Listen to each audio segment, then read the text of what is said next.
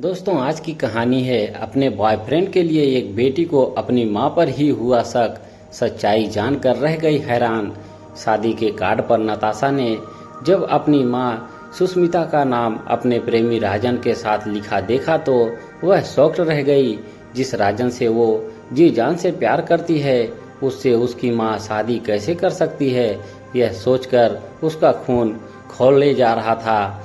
नताशा अपने आप से बोली, शर्म आ रही है मुझे, इन दोनों ने मेरे विश्वास का खून कर दिया है। भला एक माँ कैसे अपनी बेटी के प्रेमी से शादी कर सकती है। नताशा ने उसी समय अपनी कार निकाली और शादी के कार्ड में दिए पते की ओर निकल पड़ी। नताशा, मैं ये शादी किसी भी कीमत पर नहीं होने दूंगी। इसके लिए चाहे मुझे कुछ भी करना पड़े, किसी भी हद तक जाना पड़े। आधे घंटे की ड्राइविंग के बाद नताशा उस पते पर पहुंच गई। वो भागी भागी अंदर गई और वहां उसने जो देखा उसे देखकर उसका खून खौल उठा। उसकी मां सुष्मिता दुल्हन की ड्रेस में थी और राजन दूल्हे की ड्रेस में। नताशा, मां तुमसे आज हद कर दी। भला कौन ऐसी मां इस दुनिया में होगी जो उसकी बेटी के बॉयफ्रेंड से शादी करेगी। तुमने तो माँ और बेटी के रिश्तों को शर्मसार कर दिया। सुष्मिता, मैं इस बारे में तुमसे कोई बात नहीं करना चाहती। नताशा, बिल्कुल सही, आप किस मुंह से मुझसे बात करेंगी। अरे शर्म आनी चाहिए, माँ हो के सौतन बनने चली हैं। राजन, नताशा तुम जाओ यहाँ से, यहाँ तमाशा मत खड़ा करो। नताशा, चुप, एकदम चुप। तमाशा मैंने खड़ा किया है या तुम दोनों ने, लेकिन मैं छोड़ूंगी नहीं तुम दोनों को। ये कहकर नताशा अपने साथ ली हुई बंदूक उन दोनों की तरफ तान देती है। सुष्मिता, ये क्या कर रही हो तुम अपनी माँ पर गोली चलाओगी। तभी नताशा सुष्मिता पर गोली चला देती है। बंदूक से सीधी निकली गोली सुष्मिता के सीने पर लगती है और वह तड़पने लगती है। उसे इस तरह तड़पता देख राजन नताशा के हाथ से बंदूक छीनता है और उसकी तरफ तानकर गोली चला देता है। नताशा जोर से चीखती है। तभी नताशा एक चीख के साथ जाग जाती है। वो देखती है कि वो अपने बिस्तर पर है। नताशा, इसका मतलब वो सब कुछ सपने में देख रही थी। हे भगवान, ये सपना तो कभी भी सच हो सकता है। मुझे कुछ करना होगा, जल्दी कुछ करना होगा, नहीं तो कल को क्या पता मेरी माँ ही मेरी सौतन बन जाए। 21 साल पहले की बात। 25 साल की गर्भवती सुष्मिता को जब फोन पर उसके पति के एक्सीडेंट की खबर दी गई तो उसके हाथ पैर कांपने लगे। सुष्मिता, ये क्या कह रहे हैं आप। मैं तुरंत आती हूँ, आप मुझे हॉस्पिटल का एड्रेस दीजिए। फ्लैशबैक। सुष्मिता का पति राकेश एक मल्टीनेशनल कंपनी में मैनेजर था। आज सुबह ही जब वो ऑफिस से निकल रहा था, राकेश, सुष्मिता, मैंने ऑफिस में छुट्टी के लिए अप्लाई कर दिया है। सुष्मिता, अरे अभी से ही। राकेश, अभी से मतलब अब तो 1 महीने से भी कम बचा है हमारी डिलीवरी में। मैं चाहता हूँ कि मैं हर पल तुम्हारे साथ रहूं, तुम्हारा और हमारे आने वाले बच्चे का ज़्यादा से ज़्यादा ख्याल रखूं। Sushmita, I love you Rakesh. Rakesh, I love you 2 3 4 5 6 7 8 9 10। Rakesh की बात सुनकर सुष्मिता खिलखिलाकर हंस पड़ी। राकेश ने भी मुस्कुराते हुए अपनी पत्नी को गले से लगा लिया। सुबह की बातें सोच कर सुष्मिता की आंखों से आंसू निकले जा रहे थे। ऑटो में बैठी वो पूरे रास्ते यही सोचती जा रही थी कि हे भगवान, राकेश को ज़्यादा चोट ना लगी हो तो वो जल्द ठीक हो जाएंगे। वो हॉस्पिटल पहुंची, लेकिन उसका पति जो सुबह सुबह हंसता मुस्कुराता हुआ ऑफिस के लिए निकला था, वो सफ़ेद कपड़ों में लेटा हुआ था। सुष्मिता अपने पति के निर्जीव शरीर को देख रही थी। सुष्मिता, राकेश, आप तो मेरी डिलीवरी के लिए छुट्टी लेने वाले थे ताकि आप मेरा ख्याल रख सके। अब इस तरह आप रखेंगे मेरा ख्याल? ये तो नाइंसाफ़ी है राकेश, नाइंसाफ़ी है। सुष्मिता लगातार रोए जा रही थी। तभी उसे गर्भ पीड़ा शुरू हो गई।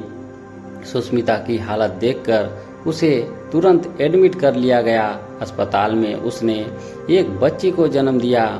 अपनी छोटी सी बच्ची को जब उसने गले से लगाया तो उसे एक अलग तरह का ही सुकून मिला।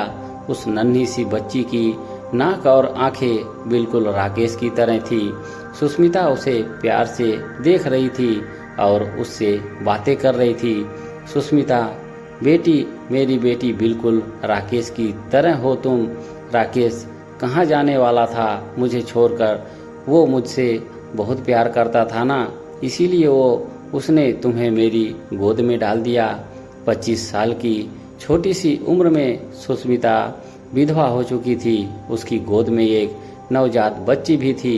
रिश्तेदारों ने कहा कि वो दूसरी शादी कर ले, लेकिन उसने सबसे यही कहा, सुष्मिता, मैं अपनी बेटी को खुद से पालूंगी। ये मेरे राकेश की निशानी है।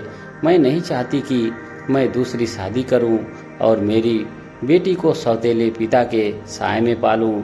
सुष्मिता पढ़ी लिखी तो थी ही, उसे एक कंपनी में नौकरी भी मिल गई। वो अपनी बेटी नताशा का पालन पोषण ठीक से करने लगी। समय अपने पंख लगाकर उड़ता गया। नताशा अब 21 साल की है।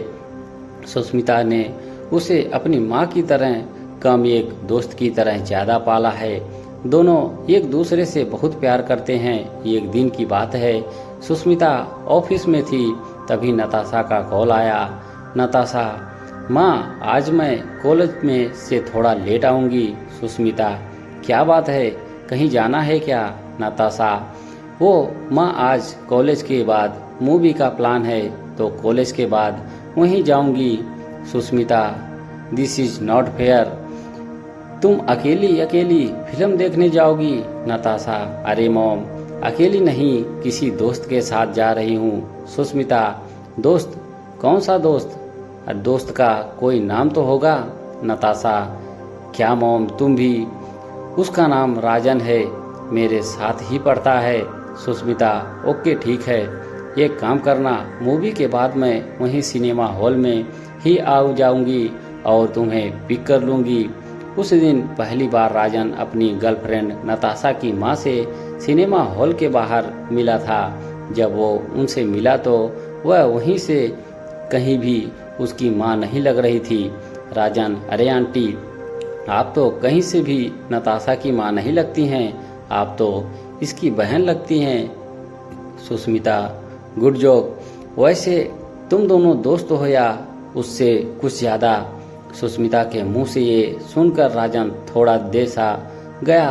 तभी नताशा ने कहा, नताशा, क्या माँ, ये क्या सवाल है? देखो तो राजन तुम्हारे सवाल पर कैसे लड़कियों की तरह शर्माने लगा है।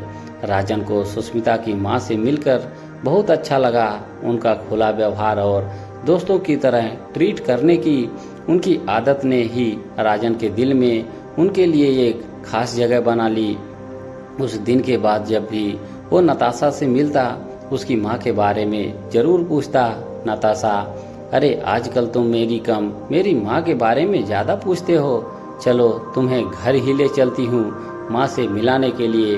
वह राजन को लेकर घर ले आई। सुष्मिता उसे देखकर बहुत खुश हुई। फिर तो उन दोनों में घंटों बातें की। राजन को उससे बात करना बहुत अच्छा लग रहा था। उसे पता ही नहीं चला कि नताशा की माँ से बातें करते करते कब रात हो गई। नताशा, ओए, आज तुम्हें घर नहीं जाना क्या? रात होने को आई। राजन, ओ तेरी, 9 बज गए। असल में आंटी इतनी प्यारी बातें करती हैं कि समय का पता ही नहीं लगा। राजन को सुष्मिता का साथ अच्छा लगता था। उसने बात कर वो कई नई चीज़ें भी जानता था, इसीलिए उन्हें वो और भी पसंद थी। वो इसीलिए भी उनसे ज़्यादा प्रभावित था कि उसने अकेले ही संघर्ष करके नताशा की परवरिश की थी। आंटी की ये बात उसे बहुत प्रेरणा देती थी। जब कभी भी वो निराश महसूस करता था तो वो सुष्मिता के पास आ जाता। कभी कभी तो नताशा घर में नहीं होती तब भी। एक दिन की बात है, राजन और सुष्मिता हंस हंस कर बातें कर रहे थे। तभी नताशा बाहर से आई। उसने उन दोनों को इस तरह हंस हंस कर बातें करते देखा तो वह लगभग चीखती हुई बोली, नताशा, राजन तुम यहाँ हो?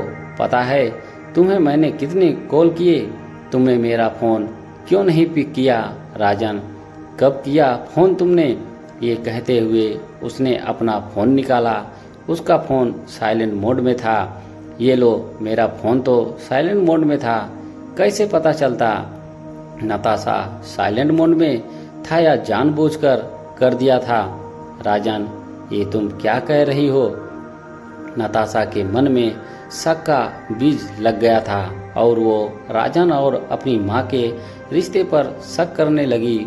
जब अब कभी राजन उससे उसकी माँ के बारे में पूछता तो वो उसकी बातों का कोई जवाब नहीं देती। यहाँ तक कि वो हर पल अपनी माँ और राजन पर नज़र रखने लगी थी।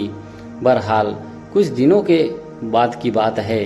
उस दिन सुष्मिता की छुट्टी थी और राजन उनसे मिलने उसके घर पर आया हुआ था। नताशा उस समय कॉलेज में थी, लेकिन जब उसे राजन कॉलेज में नहीं दिखा तो वो समझ गई कि वो उसकी माँ से मिलने ही गया होगा। नताशा, आज तो मैं इन दोनों के रिश्ते का भांडा फोड़कर रहूंगी। नताशा भी अपने घर की ओर चल पड़ी। जब वो अपने घर पहुंची तो उसे राजन और अपनी माँ की बातचीत की आवाज़ सुनाई दी। उसे बहुत गुस्सा आया। वो दरवाजे पर ही उनकी बातें सुनने लगी। सुष्मिता, बेटा राजन, मैंने अपनी नताशा को बहुत प्यार से रखा है। तुम तो जानते हो ना, जब वो मेरे पेट में थी तभी उसके पापा गुजर गए। उस समय मैं सिर्फ 25 साल की थी। लोगों ने मुझे लाख कहा कि दूसरी शादी कर लो, लेकिन मैंने किसी की नहीं सुनी, क्योंकि मैं नताशा पर सौतेले पिता का साया नहीं पड़ने देना चाहती थी। हाँ, मैं अकेली थी। जिंदगी में बहुत परेशानियां भी आई, लेकिन उन परेशानियों की आँच मेरी बच्ची तक मैंने कभी नहीं पहुंचने दी। राजन बेटा, मैं तुम्हारे आगे हाथ जोड़ती हूँ कि कभी भी मेरी बच्ची को कोई तकलीफ मत देना। तुम जानते हो, एक वही मेरे पति की निशानी है जिसे देख देख कर मैं जीती हूँ, नहीं तो मैं कब का बिखर कर टूट गई होती। राजन, आंटी आप बिल्कुल फिक्र ना करें, मैं अपनी नताशा का बहुत ख्याल रखूंगा। उसकी ज़िंदगी में कभी कोई प्रॉब्लम नहीं आने दूंगा, ये वादा है। एक बेटे का अपनी माँ से बाहर खड़ी नताशा ने जब ये सब सुना तो उसकी आंखें भर आई। वो क्या सोच रही थी और क्या निकला। उसने जल्दी से दरवाज़ा खटखटाया और अपनी माँ के गले से लिपट गई। Natasha, I love you mom. Sushmita, I love you too बेटा। दोस्तों, कहानी आपको कैसी लगी कमेंट बॉक्स में ज़रूर बताएं। हमारे चैनल पर ऐसी ही कहानियाँ सुनने के लिए चैनल को सब्सक्राइब करना ना भूलें। धन्यवाद।